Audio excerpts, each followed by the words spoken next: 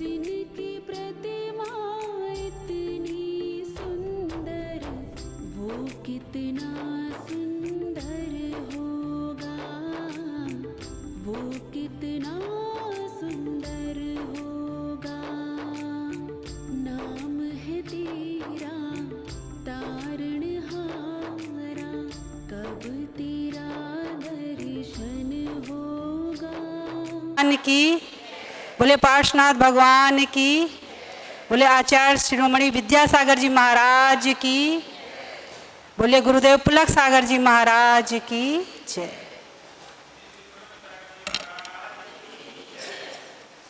गुरुदेव प्रणम सागर महाराज की जय।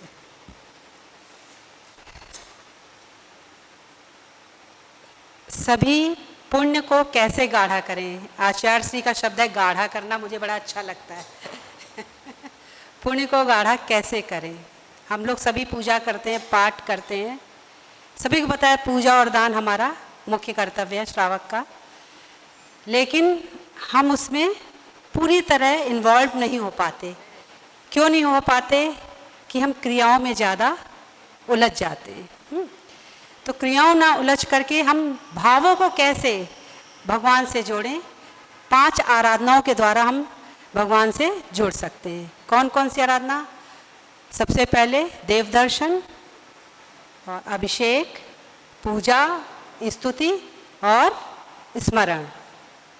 तो 5 पक्षियों के द्वारा हम जानेंगे कि कैसे पुण्य की प्राप्ति ज़्यादा से ज़्यादा कर सकते हैं।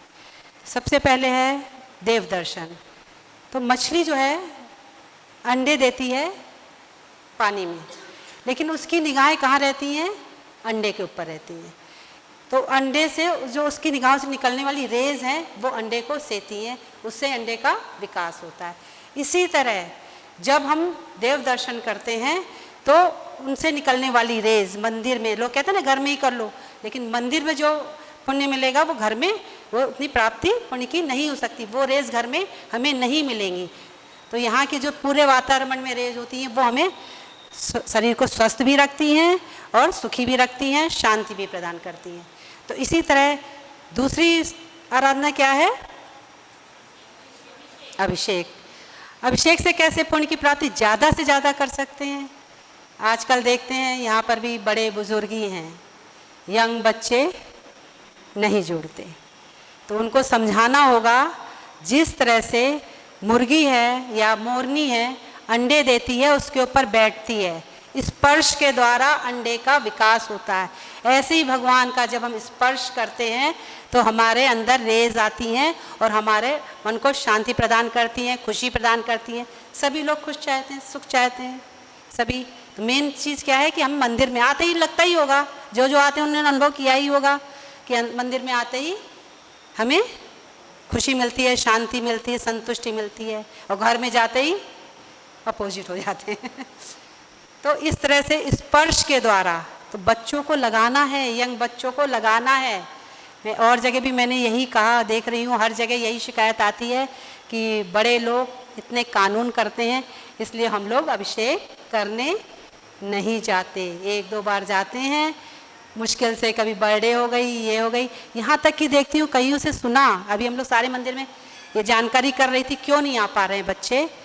जरा सा लड़की कुछ पहन के आ गई, बोलचाल सारू महिलाओं ने तुरंत ये उसकी लड़की है, ये उसका है, झिझक जाती हैं, लड़कियाँ आती नहीं। तो इसको किसको रोकना होगा? हम बड़े लोगों को ही इन चीज़ों से बचना होगा। घर में भी तो बच्चे बिजनेस अपना करते हैं, बच्चे अपना नया बिजनेस, बहुत कम होते हैं जो पापा के साथ एडजस्ट कर पाएँ, क्योंकि नया तरीके से बिजनेस को बढ़ाना है। तो बच्चे कहते हैं, फिर हम लोग मानते हैं ना। आज कासलीवाल जी भी बेटे की मान रहे हैं ना, बिजनेस में सबको ही मानना पड़ता है कि नई पीढ़ी नए तरीके से बिजनेस करेगी, बहुएं नए तरीके से अपना घर चलाएंगी। नई हम लोग पुराने तरीके थोड़ा सा शांति प्रदान कर लें तो आज तलाक जैसी समस्याओं से विवाह नहीं करें, उन चीज़ों से हम लोग बच सकते हैं।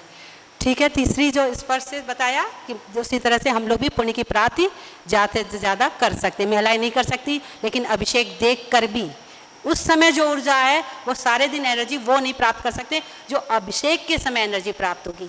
हमें सबसे पहले नियम यही दिलाया था प्रज्ञ सागर महाराज जी ने, आचार्य बन गए हैं, कि तुम सिर्फ देखने जाओगी, मैं कहती थी क्या फ़ायदा, करती तो हूँ नहीं, देख के क्या करूँगी, सुबह सुबह जाऊँगी उठूँगी तो। लेकिन पुण्य इतना बढ़ा कि मैं गई तो कासलीवाल जी भी, तुम अकेले जाती हो, रिस्क रहता है, अंधेरा रहता है, वो भी जाने लगे। और आज इतने साल हो गए, करीब 20 साल हो गए, 25 साल हो गए, अभिषेक डेली करने लगे।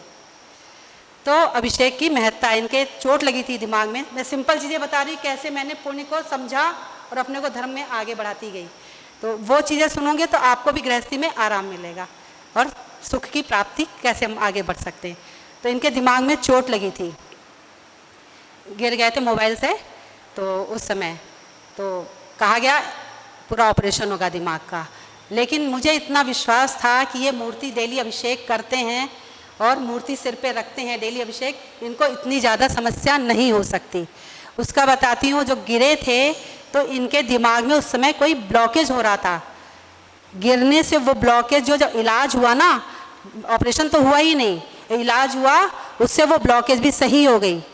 सोचिए, हम सोचते हैं कि ये, उसको मैंने कष्ट को कष्ट नहीं माना, भगवान के ऊपर पूर्ण विश्वास रखा, तो जिससे वो कष्ट भी दूर हो गया। आज कोरोना में सब लोग, अधिकतर जो भगवान से जुड़े हैं, अधिकतर लोग ठीक ही हो गए कोरोना से। सबने झेला, लेकिन फिर भी धर्म से जुड़े हैं, ठीक हो जाते हैं। अच्छा, तीसरी थी पूजा और स्मृति, नहीं, पूजा और स्तुति। तो स्तुति से, पूजा से हम लोग जो कहते हैं ना, आजकल सब अपनी अपनी अकेले पूजा कर लेते हैं, मन में शांति मिलती है।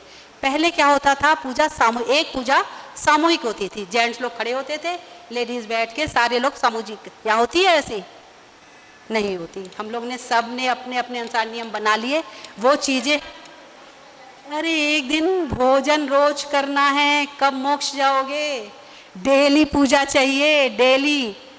जैसे हर चीज़ डेली चाहिए ना, डेली नई साड़ी मंदिर पहननी है, डेली पूजा जरूर चाहिए, सामूहिक होती है, उसकी अलग महत्ता होती है। तो नहीं हो तो माता जी बताती हैं, महाराज जी ने, गुरुदेव ने बताया कि कम से कम 8 अर्घ हैं, अष्टक है, वो चढ़ा करके हम सब लोग सामूहिक चढ़ा लें, तो वो भी पूजा के अंतर्गत ही आता है। जैसे हम लोग वो करते हैं ना, आहार होता है तो महाराज को अष्टक चढ़ाते हैं ना, आहार के पहले पूजा करते हैं, वो पूजा कहलाती है ना। तो ऐसे ही पूजा सामूहिक, अभिषेक के बाद मुश्किल से 2 मिनट लगेंगे, वो पूजा करके हम सारे लोग सामूहिक करके पुण्य की प्राप्ति कर सकते हैं। बोल करके, जो टिटहरी पक्षी होता है वो क्या होता है, अंडे तो जमीन में देता है, लेकिन आकाश के बीच में जो आवाज़ करता है, तो शब्दों के द्वारा, उसके शब्दों के द्वारा उसके बच्चे सेता है वो। सोचिए, आवाज़ के द्वारा भी कितनी महत्ता है। अब जरा सा हम गाली बकते हैं, तुरंत दूसरा नाराज़ होता है ना, तो आवाज़ की महत्ता। अच्छा बोलते हैं तो दूसरा खुश होता है, तो ऐसे बोलने की महत्ता है। इसी तरह मंत्रों को जब हम बोल करके करते हैं, सामूहिक करते हैं, तो बहुत ज़्यादा पुण्य की प्राप्ति सामूहिकता से होती है। 5वीं जो है स्तुति, इसी में ले ली गई कि स्तुति हमेशा बोल के की जाती है। तो पूजा और स्तुति एक ही चीज़ है। लास्ट है स्मरण। स्मरण से कैसे हम पुण्य की प्राप्ति ज़्यादा कर सकते हैं। तो जो होती है, कछुआ होता है, तो कछुए की पत्नी को कछवी कहते हैं। तो कछवी होती है, वो क्या करती है, बच्चे तो देती है रेत में, लेकिन उसका स्मरण हर समय बच्चे के प्रति बना रहता है। तो उसके स्मरण से, उसकी सोच से बच्चे का विकास होता है। जैसे स्त्रियां, बच्चा जब छोटा होता है, कमरे में होता है, लेटा होता है, लेकिन किचन में काम करती है, उसका ध्यान हर समय बच्चे पे लगा रहता है। ऐसे ही जब फॉरेन में बच्चा होता है, कभी कष्ट में होता है, हमें पता चल जाता है। कई बार ऐसे फ़ोन आता है, अरे हम तुम्हें याद ही कर रहे थे। कई बार सभी ने अनुभव किया होगा, किसी को हम ज़्यादा याद करते हैं तो अचानक उसका फ़ोन आता है, हम कहते हैं अरे तुम्हें तो हम याद ही कर रहे थे। तो हमारी कहने का अर्थ भावनाएं पहुंचती हैं। ऐसे ही जैसे उसकी भावना पहुंचती है कछवी की, इसी तरह हमारी भावनाएं भगवान तक स्मरण से पहुंचती। जो हम जाप करते हैं, सहस्र नाम करते हैं, नहीं भी अर्थ आता है, फिर भी उसका पुण्य बहुत ज़्यादा लगता है। तो इस तरह 5 आराधनाओं के द्वारा हम ज़्यादा से ज़्यादा, जब उन सोचों के द्वारा करते हैं, उन विचारों के द्वारा, उन भावों के द्वारा जब हम करते हैं, तो हमें पुण्य की ज़्यादा प्राप्ति होती है। सभी ने सुना, सभी को आशीर्वाद।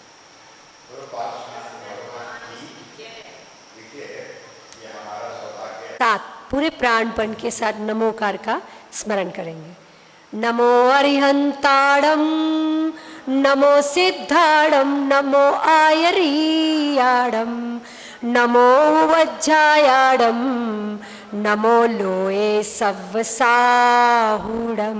पंच परमेष्ठी भगवान की, संसार में पतित थी गुरु ने उठाया, अज्ञान का तिमिर था गुरु ने मिटाया, आचार्य वर तरण तारण ज्ञान धारी, श्री पुलक सागर गुरुवर जय हो तुम्हारी।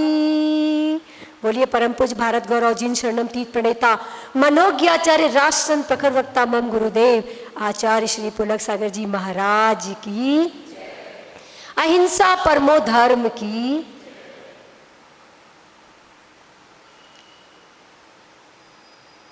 बोलना तो बहुत कुछ चाह रही थी, पर एक विशेष बात जो मैंने महसूस करी वो मैं बोल रही हूँ यहाँ पर, कि जब मैं यहाँ पर मंदिर की सीढ़ियाँ चढ़ रही थी तो मुझे शरद जी ने और भी लोगों ने बताया कि ये मंदिर के जितने भी लोग जुड़े हुए हैं सारे आचार्य विद्यासागर जी से कनेक्टेड और उनसे जुड़े हुए होना भी चाहिए।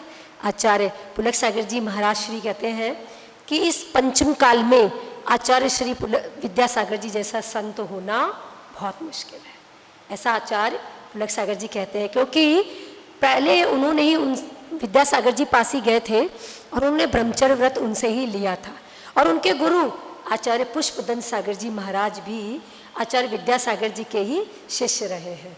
अब होंगे कोई कारण, कोई किसकी कहाँ बानक बंधा हो कोई नहीं जानता। और मेरे गृहस्थ जीवन का पूरा परिवार, चाहे मेरा गृहस्थ जीवन का पीहर पक्ष हो चाहे वो ससुराल पक्ष हो, पूरा आचार्य विद्यासागर जी से जुड़ा हुआ है। तो सब ने प्रतिमाएं, दादी गृहस्थ जीवन की दादी सात प्रतिमाधारी थी और उन्होंने सारी प्रतिमाएं आचार्य विद्यासागर जी से ली थी। तो ये सुनकर के बहुत, जैसे जैसे मैं धर्म पढ़ती गई ना, मेरे को धर्म जो है ना मेरे सामने खुलता चला गया कि आखिर धर्म है क्या। तो वो उसको जब मैंने पढ़ा तो मैंने समझा कि ये जो हमारी जैन धर्म है ना, अगर मैं इसकी तुलना एक बगीचे से करूं कि एक बगीचे की तरह है, तो आचार्य विद्यासागर जी महाराज उस बगीचे के एक अलग ढंग के पुष्प है ना। और अगर मैं बात करूं आचार्य विमल सागर जी महाराज की, तो आचार्य विमल सागर जी महाराज उस बगीचे के एक अलग ढंग के पुष्प है। अगर मैं बात करूं आचार्य पुलक सागर जी महाराज की, तो आचार्य पुलक सागर जी महाराज उस बगीचे के एक अलग ढंग के पुष्प है ना। क्योंकि कमल की तुलना गुलाब से नहीं हो सकती और गुलाब की तुलना सूरजमुखी से नहीं हो सकती, सूरजमुखी की तुलना गुड़हल के फूल से नहीं हो सकती है क्या। हर फूल की अलग महिमा है और सारे फूल मिलकर पूरे गार्डन को सुंदर बनाते हैं। तो ऐसे ही हमारे पूरी जैन संस्कृति को ये सारे संत मिलकर के महका रहे हैं कि नहीं महका रहे हैं। क्योंकि किसी को गुलाब पसंद है, किसी को कमल पसंद है, किसी को सूरजमुखी पसंद है, किसी को गेंदा पसंद है, पर किसी की पसंद से क्या लेना देना। क्योंकि हर फूल का काम क्या है, क्या काम है, खुशबू देना और हमें आनंदित करना। वैसे ही हर संत का क्या काम है, तो जैनी का सबसे बड़ा सपना है। क्या सपना है जैनी का? बोले भाई साहब क्या सपना है? कौन है आप प्रधान यहाँ के? प्रधान जी बताइए क्या सपना है आपका जैन कुल में जन्म लेकर? क्या सपना है आपका? सपना क्या है? आपको क्या चाहिए? क्या चाहिए? कुछ सोचा नहीं है आपने? लक्ष्यहीन तो जीवन होना नहीं चाहिए। क्या चाहिए? मोक्ष। क्या चाहिए? चाहिए ना मोक्ष। जन्म जरा मृत्यु विनाशनाय जलम निरुपामति स्वाहा। चढ़ा रहे हो कि नहीं? What do you want? क्या चाहते हो? मोक्ष, सुख। ये त्रिभुवन में जीव अनंत, सुख चाहे दुख ते भयवन। किससे डरते हैं? दुख से। किससे डरते हैं? हाँ है ना। तो ये सब जितनी ढाल है, जितनी आगम के ग्रंथ हैं, चाहे वो किसी भी आचार्य ने लिखे हो, चाहे वो किसी भी मुनि महाराज के मुंह से सुनो, उसका अंतिम गोल क्या है? तुम्हें प्रभु बनाना है कि नहीं? तुम्हें भगवान बनाना, तुम्हें मोक्ष तक पहुंचाना। अंतिम उद्देश्य उनका वही है। तुमको दिल्ली जाना है, तुम ट्रेन से भी जा सकते हो, प्लेन से भी जा सकते हो, रोड से भी जा सकते हो। जा सकते हो कि नहीं जा सकते हो? What is your goal? To reach your destination, है ना। तो डेस्टिनेशन दिल्ली, मान बॉम्बे है तुम्हारा दिल्ली, तो वैसे ही तुम्हारा गोल क्या है, डेस्टिनेशन क्या है, तुम्हारा मोक्ष है कि नहीं।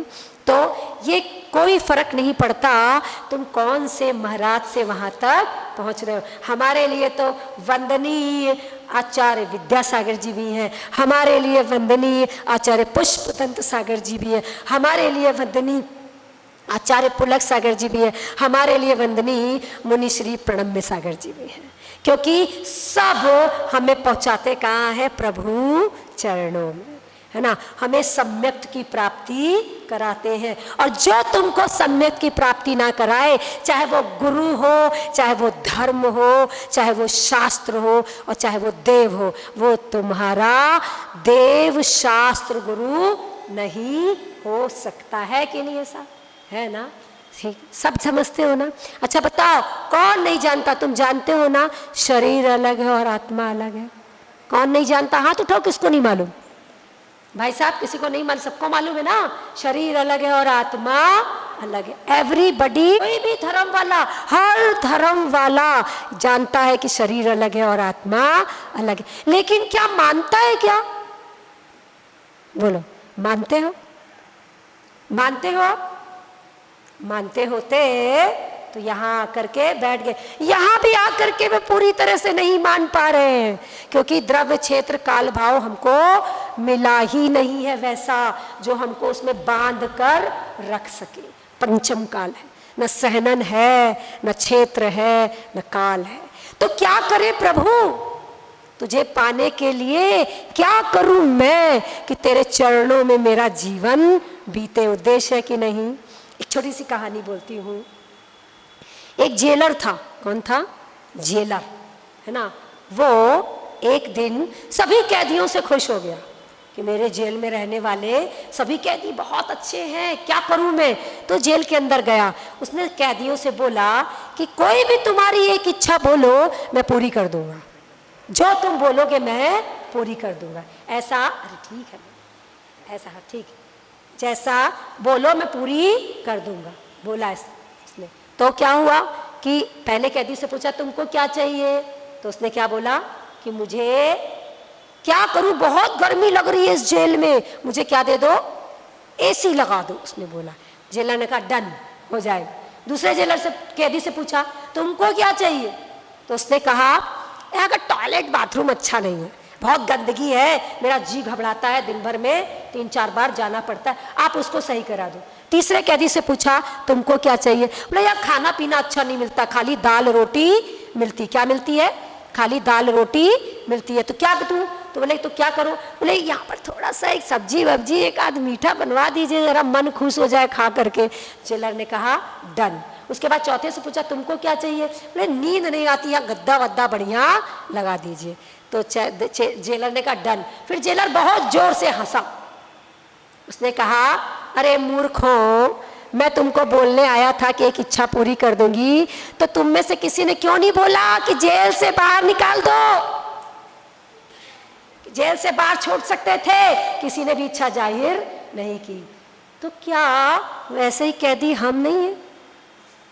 कहाँ बैठे? कर्मों की जेल में। कौन सी जेल में है ना? लगे हैं ना सातों कर्म। 8वां आयु कर्म तो एक बार बंधता है, 7 कर्म निरंतर बंध रहे हैं ना। मंदिर आते हैं प्रभु जो तुमको इस कर्मों की जेल से कहते हैं आ तू मेरी सुन, जो मैं कह रहा हूं वो कर, तो तू इस कर्मों की जेल से छूट जाएगा। लेकिन हम क्या कहते हैं, प्रभु बढ़िया मकान दे दीजिए, क्या करूं ये मकान अच्छा नहीं है, अच्छा सा मकान हो जाए प्रभु, मर्सिडीज है तो फरारी आ जाए प्रभु, रॉल्स रॉयस आ जाए प्रभु, और क्या आ जाए,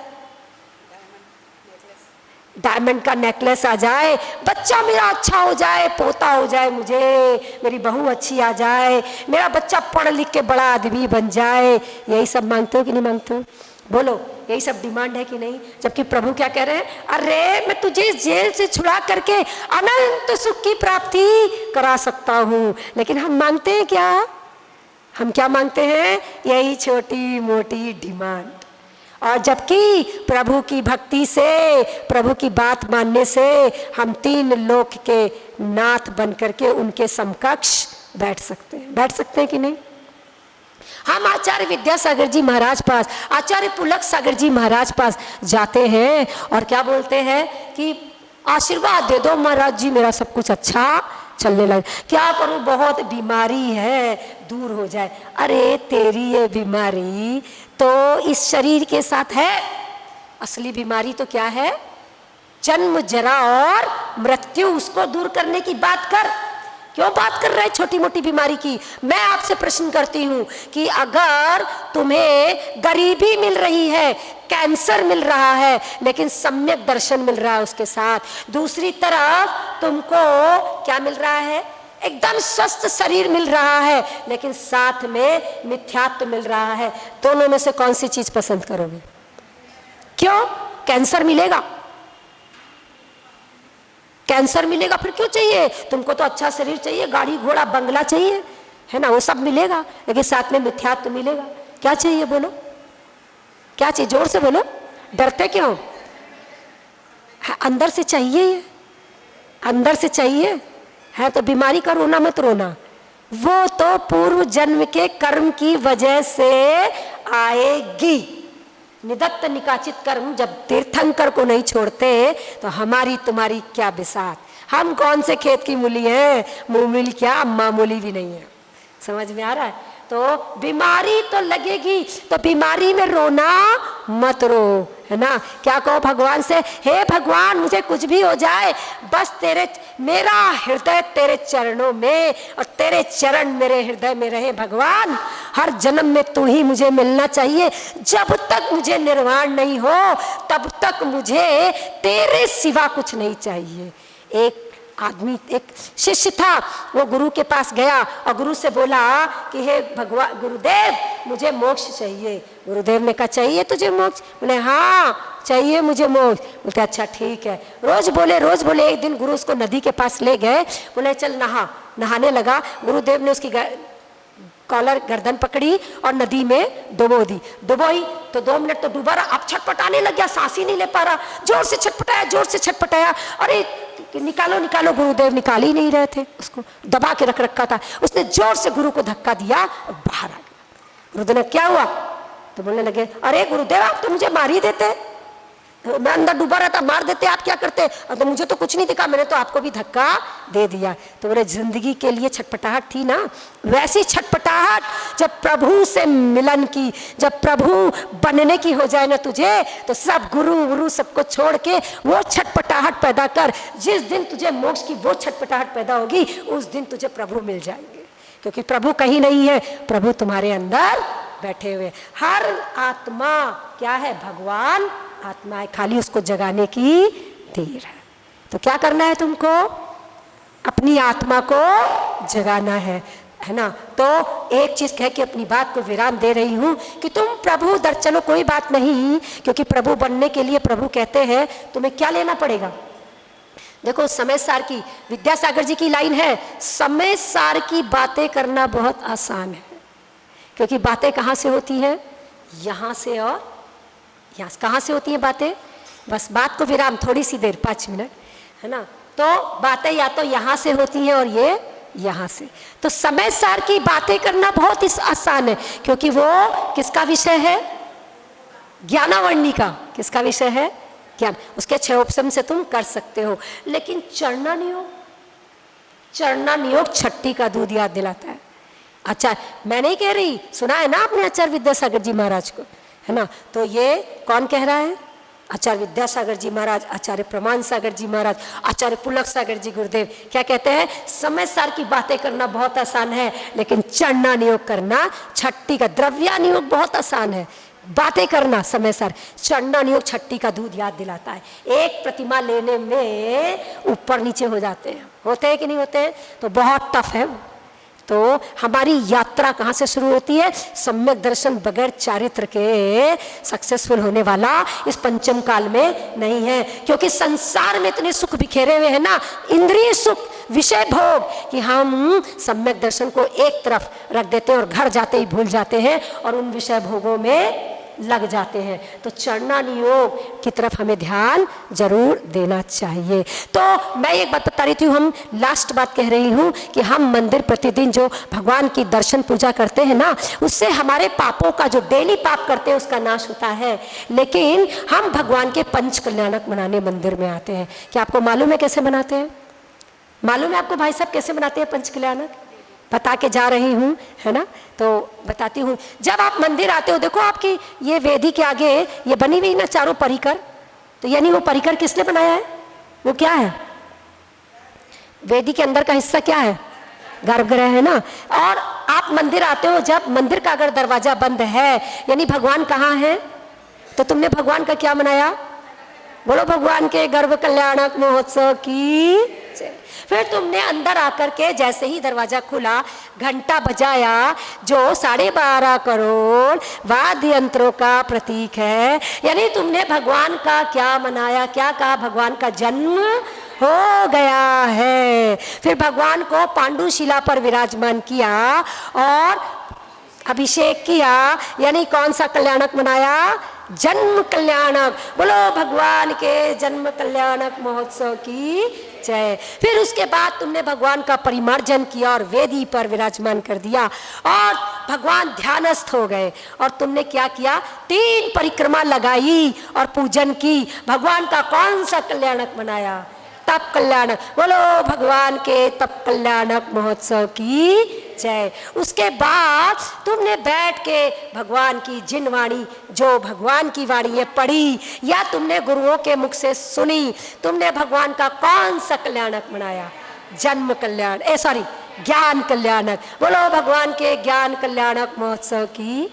तुम मंदिर से बाहर गए, भगवान तुम्हारी आंखों से ओझल हो गए, यानी भगवान मोक्ष चले गए। तुमने भगवान का कौन सा कल्याणक बनाया? मोक्ष कल्याणक। बोलो भगवान के मोक्ष कल्याणक महोत्सव की जय। इस तरह प्रतिदिन तुम भगवान के पंच कल्याणक मनाने मंदिर आते हो। ये मैं नहीं कह रही, ऐसा आचार्य पुलक सागर जी गुरुदेव ने आगम पढ़ के प्रतिष्ठा ग्रंथ और 36-38 जितने भी प्रतिष्ठा ग्रंथ है, आचार्य श्री ने सारे जिन शरणम तीर्थ धाम को बनाने से पहले ऐसी बहुत सुंदर पार्श्वनाथ भगवान की अरिहंत मुद्रा सारे परिकर के साथ जिन शरणम तीर्थ धाम में 13 फुट की प्रतिमा है, बहुत सुंदर। ऐसी इसको देख रही हूँ, मुझे वो भव्य प्रतिमा भी याद आ रही है, ऐसी बनी हुई है। अष्टधातु की है ये, अष्टधातु की वहाँ पर है। तो आचार्य श्री ने कहा था कि वहाँ पर कोई भी चीज़ गलत नहीं बननी चाहिए। सारे प्रतिष्ठा ग्रंथों को उन्होंने पढ़ा और उसमें से ये जो पंच कल्याणक की विधि है उन्हें पता लगी और उन्होंने हमें समझाया। और भगवान के दर्शन, भगवान की देशना और भगवान के पंच कल्याणक दर्शन मोहनी के क्षय का कारण है। और आपको क्या चाहिए? मिथ्यात्व का नाश और सम्यक की। कहा था ना आपने मुझे सम्यक दर्शन चाहिए, तो सम्यक दर्शन ऐसे मिलता है। तो प्रतिदिन आप भगवान के सारे कल्याणक मनाइए, पूजन करिए, दर्शन करिए, आपका जीवन सार्थक होगा। आप सबने सुना, आप सभी का कल्याण हो, है ना। ज्यावाड़ी के ज्ञान से सूझे लोकालोक, सोवाड़ी मस्तक नमो सदा दे तुमो।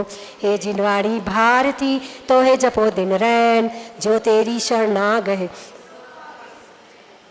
न का उत्सर्ग करेंगे।